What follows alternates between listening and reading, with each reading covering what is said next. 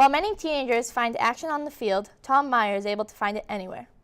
It definitely takes a different mindset than just seeing life as it is. You know, like you see a wall, I see a flip. You know, a wall flip.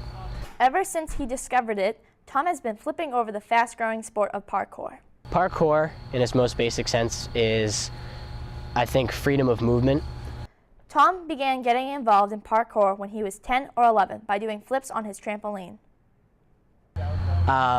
From there, I really just started seeing YouTube videos of more and more intense things. But Tom realized that these people weren't on trampolines. They took it to the urban environment. They were in the city, you know, people going off buildings and seeing these crazy chase scenes and movies and all of this stuff. And I really kind of went from there, and then I discovered the parkour classes here at NESA.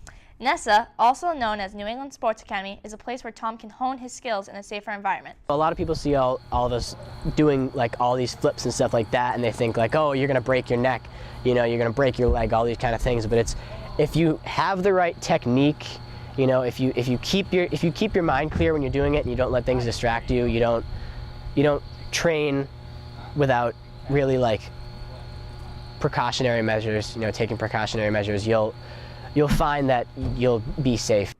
According to Tom, everybody falls once in a while, but he knows the risk involved.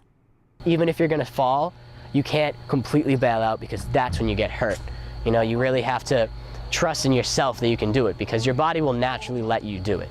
This advice is exactly what Tom practices. He even uses his knowledge to help others learn the art of parkour. Keep your feet together, but land on your toes. You guys hear how loud that landing is? From being involved with NESA, I've been involved with NESA for about 2 years now, and you know, my relationship with the coaches and the teachers, Dylan and Brian and Daylon, it kind of grew to a point where they saw me progressing enough that Dylan asked me to start teaching classes to some of the younger kids. And I began teaching them and really grew to love it. You know, I worked the entire summer here teaching kids parkour from 9 to 4 every day, and it was a really fun experience, and I really like showing kids and seeing them progress and all of that kind of stuff. Theo, don't use your hands. Oh! Don't use your hands. Throw your arms up like that, it helps you jump higher. And when he's teaching the kids, it's always safety first.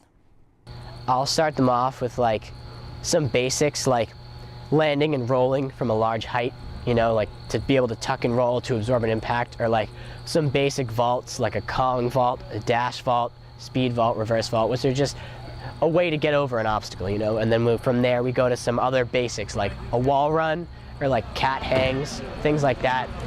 Those who try it just need to have the faith and commitment that Tom has. It's all about really showing them that to really believe in yourself with it, because if you don't believe in yourself and you don't commit, you know, you're not going to get these things, you know. As Tom gets older, he hopes to compete in parkour competitions such as Beast Coast Jam and Red Bull Art of Motion. And then American Ninja Warrior, or Ninja Warrior, which you guys have probably seen on TV, is you have to be 21 to enter, so I'm on my way. For Mustang Magazine, I'm Kayleen Spalding. Try to land up a little bit.